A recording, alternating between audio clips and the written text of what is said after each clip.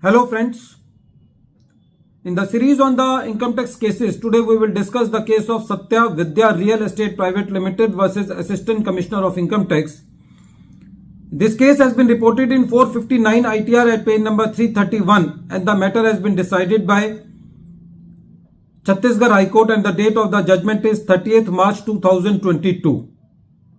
In this case, a notice under section 153C was issued to the assessee. As all we know that when the notice under section 153C is issued, this is the notice which is issued to an assessee on which the search is not made. But this notice is issued on the basis of the search which is made on other assessee.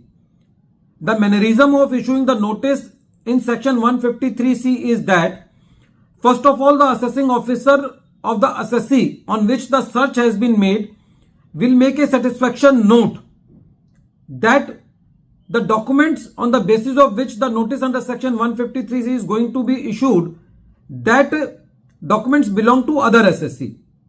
When this satisfaction note will move from this AO to the AO of the other assessee on which the search is not made, then that assessing officer will again write down the satisfaction note that this documents belong to my assessee. When this notice under section 153C was issued, the second satisfaction note was made available to the assessee, but that satisfaction note was not given to the assessee, which was prepared by the AO of the assessee on whom the search has been made. The assessee filed the writ petition for asking that satisfaction note, but during the pendency of the writ petition, the assessment order under section 153C was passed by the assessing officer.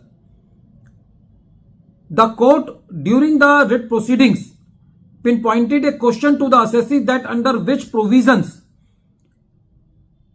you are entitled to get the copy of the satisfaction note. For this, the assessee pleaded that the assessee has every right to know the basis and reasons on the basis of which the notice is being issued to him. The court said that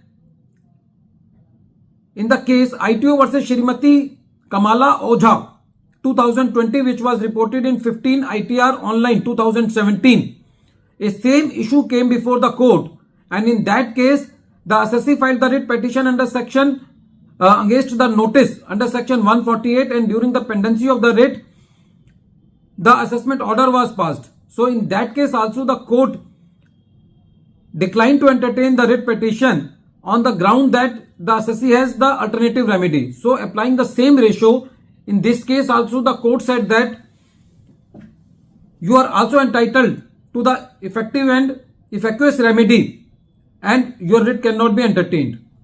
Friends, my question here is that when the department is not following the due procedures of law which have been established by the various courts in the various decisions, then just on this basis that the assessee has effective and efficacious remedy, so whether in these cases it can be safely said that the assessee has effective and efficacious remedy, because when the assessee goes into appeal, even in the CIT appeal the matters are not even being taken up for the 3 years. In the ITAT also there is a lot of burden on the tribunals. So whether the assessment proceedings are initiated on the legal principles, the assessee has to fight its matter for a number of years, like 7, 8, 10 years. And in the meantime, a lot of demand pressure, penalty proceedings are also being initiated, and sometimes even the prosecution proceedings are being initiated. So in any case, it cannot be said that, at least in the income tax proceedings, that when there is a palpable mistakes by the income tax department, then the assessee has the effective and efficacious remedy. So until and unless the CIT appeals and the tribunals should be in such a position to dispose of the matters of the assessee in 3 to 4 months, it cannot be said that the assessee has the effective and efficacious remedy. But with due respect to the Chhattisgarh High Court, in this case it was decided by the court that the writ petition of the assessee cannot be entertained. So friends, nowadays there is no meaning of going into the writ petition, because even if you are going to into the writ petitions, the courts are only remanding back the matter for reconsideration. So a lot of time, energy and money is being wasted by going to the writ court. At the end of this video, once again I am repeating the name of the case. The name of the case is Satya Vidya Real Estate Private Limited versus Assistant Commissioner of Income Tax, and this case has been reported in 459 ITR at page number 331. The matter has been decided by Chhattisgarh High Court and the date of the judgment is 30th March 2022.